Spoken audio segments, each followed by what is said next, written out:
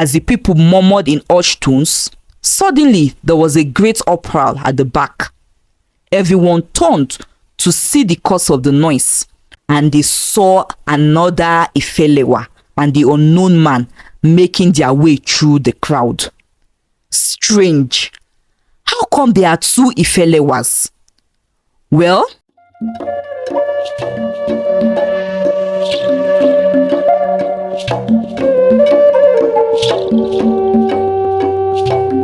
welcome to Iyagba's Epic Tales.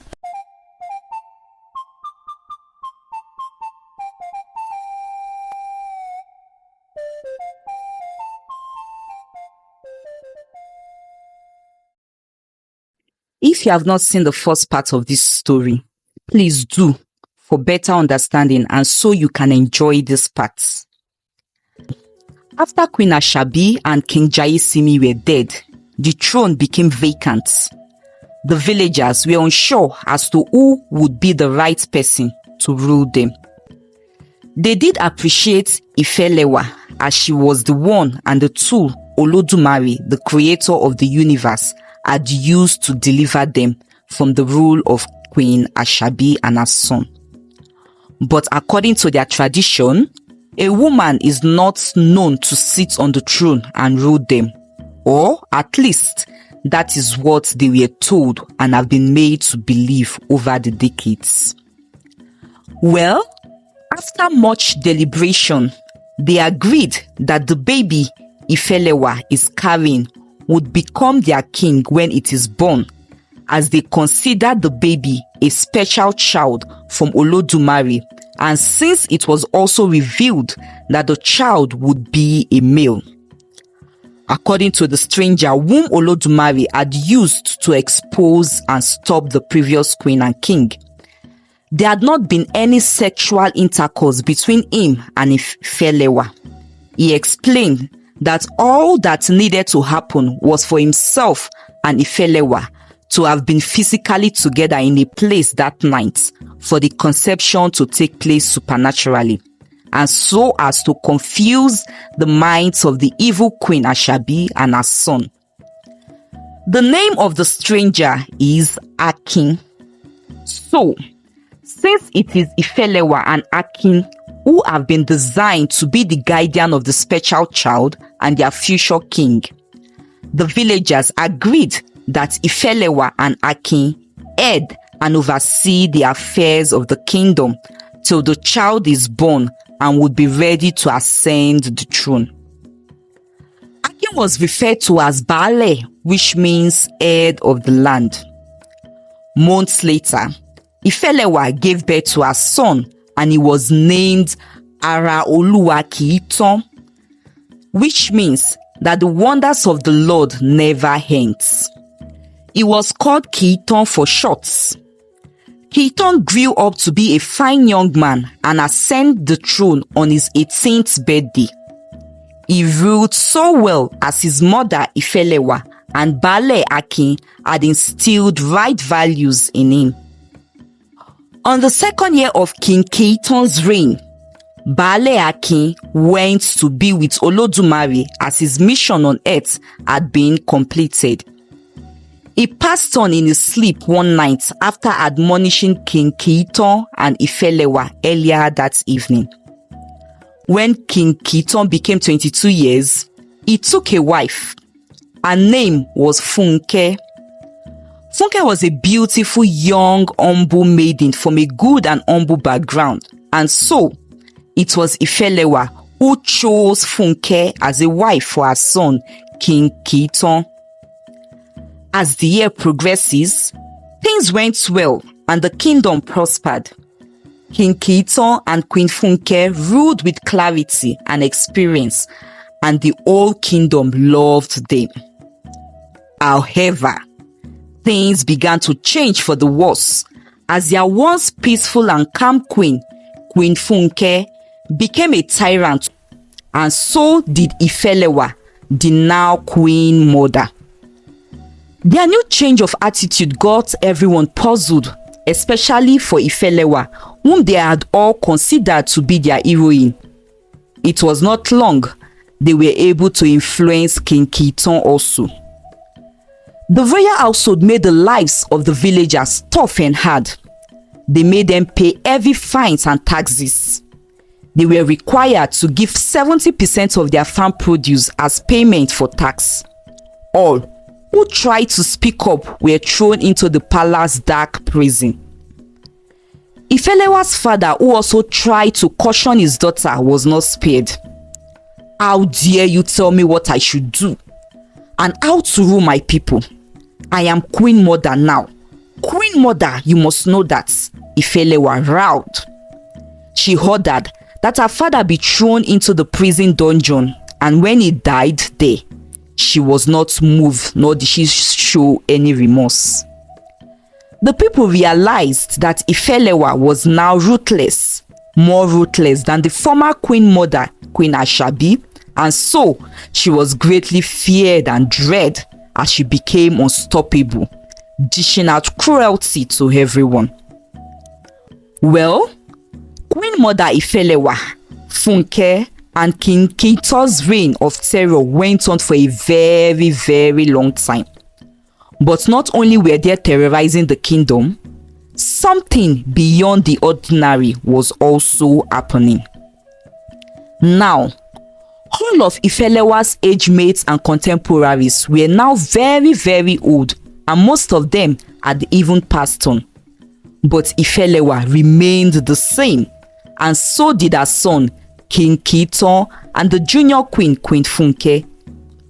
All the people who had also been born after King Kiton was born were also advancing in age as they should, but King Kiton remained the same. So, IFELEWA, King Kiton, and Funke were not aging at all, and the villagers who had now noticed this began to murmur and feared for their lives. All of IFELEWA's contemporaries died, and King Kiton and Funke's contemporaries became the next set of aged people. But the royal trio looked and remained the same. Kiton and Funke's contemporary also began passing on, as these people were already full of age, but the royal trio looked and remained the same. It was then it dawned on the other younger generations that they were being ruled by a set of another queen and king who are immortals. As these younger generations have been told about the story of Queen Asabi and her son, King Jaiyesimi. Also, before the parents and grandparents of these people passed on, they had made them know that IFELEWA, Kiton, and Funke were their age mates at a certain period, but are all still looking young, strong, and had continued living. And so, it was evident that IFELEWA, her son and daughter-in-law, had all been living for about 2 centuries and a few more decades. Now, the present generation sought for solution and how to stop the royal trio, but they could get none, as the boundary of the kingdom and routes out of the village were heavily guarded by royal guards, so that no one could leave the village. Those who kept on trying, their fates were met with death, and so all they could do was to cry and called on the creator of the world, Olodumare, to come to their rescue, as it was in the time of old. One day, a group of young folks were taking a walk to their houses when they spot Queen Mother IFELEWA with an unknown middle-aged man. As they got closer, the young folks hurriedly said their greetings to the queen in fear, as it was the usual, and were about to continue their walk when IFELEWA and the man placed their hands on them and stopped them. You will not have to keep running and remain in fear very soon, for redemption has come to you people. The evil you see today, you shall see it no more, IFELEWA and the man said and smiled. What just happened? The young folks asked themselves. Did she just say we shall see the evil we are seeing today, we shall see them no more? But she is the evil now, one of them said, referring to IFELEWA. Well, in the days that followed, people started talking about Queen Mother IFELEWA and the man with her who had been going around the village telling everyone that redemption has come to them. This was surprising to the villagers because from her palace she still made them suffer, but had also been going around the village with an unknown man telling them that they will soon be redeemed. They also noticed that she was different whenever she was with the unknown man. She was more calm and smiled warmly, just like the old IFELEWA their great-grandparents and grandparents had told them about. One afternoon, the royal household had summoned the entire village to inform them that their tax had now been increased and that they would now start paying 85% of their farm produce instead of the initial 70%. As the people murmured in hushed tones, suddenly there was a great uproar at the back. Everyone turned to see the cause of the noise, and they saw another IFELEWA and the unknown man making their way through the crowd. Strange. How come there are two IFELEWAs? Well, before the new IFELEWA who had emerged from the crowd could get to the front, the other IFELEWA who had been in the palace with her son and daughter-in-law as they had been addressing the crowd began to shout, "Go away! Go away! I have taken over this kingdom and it is now mine to rule forever," the IFELEWA said, with fear written all over her face. Immediately, there was a thunderbolt and it struck the IFELEWA and Funke. IFELEWA and Funke fell to the ground, and then, to everyone's amazement, the IFELEWA turned to someone else.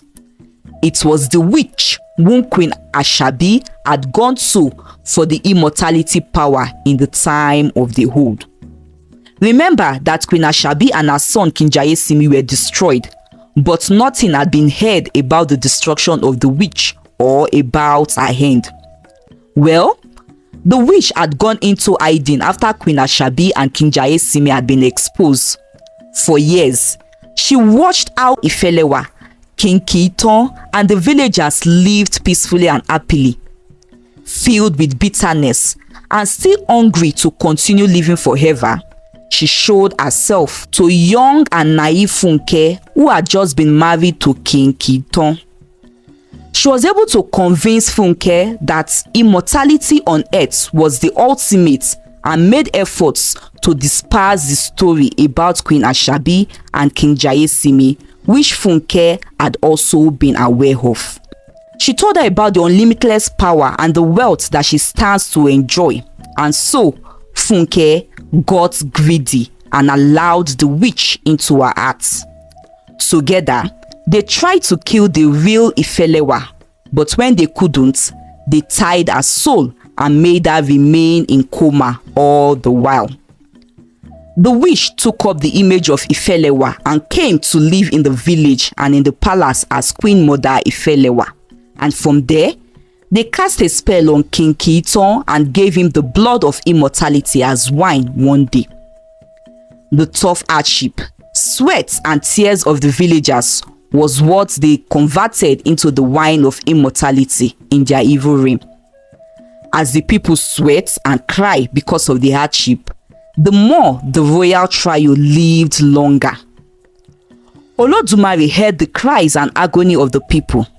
He regretted his mistake of not destroying the witch when he had destroyed Queen Asabi and King Jaiyesimi then. And once again, in his mighty power, he sent Akin, who had passed away long ago and who had been in the afterlife, back to the mortal world to free the real IFELEWA's soul and also the people. So, it is Akin who is the unknown man with IFELEWA to this new generation, as they cannot tell what he looked like but had only heard stories about him. After all these revelations from Akin, the witch and Funke, whose body had now completely transformed to that of a decayed corpse, both died. King Kiiton hugged his mother and begged for forgiveness from her and the entire village. He was forgiven as he had not been acting in his right senses. That night, when all three of them slept, IFELEWA, Akin and Kiiton, they passed on to the afterlife. As the case of Queen Asabi and King Jaiyesimi, the witch and Funke did not also survive the afterlife, as they also ceased to exist even in the immortal realm. The end. I hope you enjoyed the story and have learned a thing or two from it. I would love to know. Please leave a comment. Thank you for watching and see you in our next video. Bye.